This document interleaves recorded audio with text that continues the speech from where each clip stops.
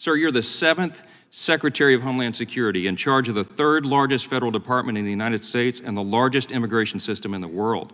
You were given immense power and an absolutely critical responsibility. Of all of our federal agencies, sir, I think yours is the one that has the smallest margin of error. Because if the Secretary of Homeland Security is unable or unwilling to give these answers, to perform his duties and accomplish his mission, crime surges, chaos ensues, and innocent people die. And Mr. Mayorkas, that is exactly what is happening on your watch. All of us have been down to the border. We've seen this with our own eyes, and we are outraged. And so are our constituents and all law-abiding citizens in this country. They're outraged because of your deliberate and defiant policies.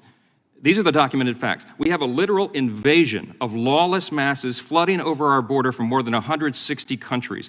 The safety and security of the American people are being directly threatened, and innocent children, sir, are being abducted, assaulted, raped, and murdered by human traffickers. Countless numbers of known terrorists and vicious gang members are clearly coming across our border and making their way into our communities all over the country. The precious treasure of American taxpayers is being used to incentivize and reward all this because illegals are given food, clothing, health care, cell phones, welfare benefits, and we also, the taxpayers, pay for ghost flights and bus tickets so they can send them around and secretly transfer these folks into all of our communities across the country. It is your policies, and because of them, that our entire country is becoming a crime scene. And we are dealing with a humanitarian disaster that would have been unimaginable just 3 or 4 years ago. Because of your policies, the drug cartels are making billions of dollars and building their empires, and they are drowning our streets in fentanyl and other deadly substances, and that has made drug overdoses, as you know now, the #1 cause of death for Americans ages 18 to 45. Our brave Border Patrol and law enforcement agencies and officers are completely overwhelmed, and they are personally endangered. And the rule of law is being trampled underfoot, and the stability and the very sovereignty of our nation is being threatened like never before. I have a long list of questions I was anxious to ask you today, but I've been watching you. You know, you've been on Capitol Hill for 3 days now. You've been in 3 committees. You have an extraordinary talent, I think, for evading questions, and you've provided answers that are not accurate, and that's documented. You're insulting the intelligence of the American people, and you're subjecting them to extraordinary danger. This is not a game. It's been detailed over and over this week, and here again today. You have presided over the greatest immigration catastrophe in American history, and it's an objective truth that you have helped design and implement this system. You took your oath of office in February last year, and by the end of the first year, ICE recorded the highest number of border crossings and the lowest number of deportations in history. Fact.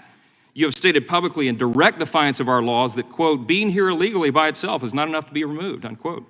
If DHS does not deport illegals, that is, apprehend and quickly remove people who cross into our country illegally, then we have no border security at all.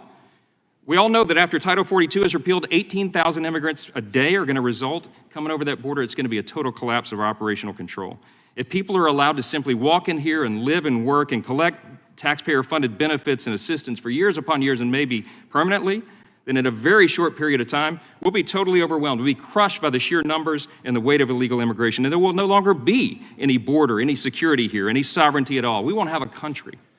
I called for your resignation in July of last year and explained then that it had already become crystal clear that you were either unable or unwilling to do your job. But as has been said here today now, based upon the facts and the evidence, we've concluded you're doing this intentionally.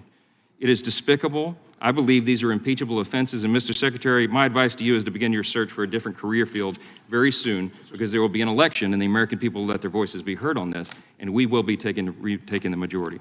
I ask unanimous consent to enter into the record a letter from 133 members of Congress to the Secretary expressing our concern that his actions in opening our border and inaction in enforcing our laws are endangering American lives.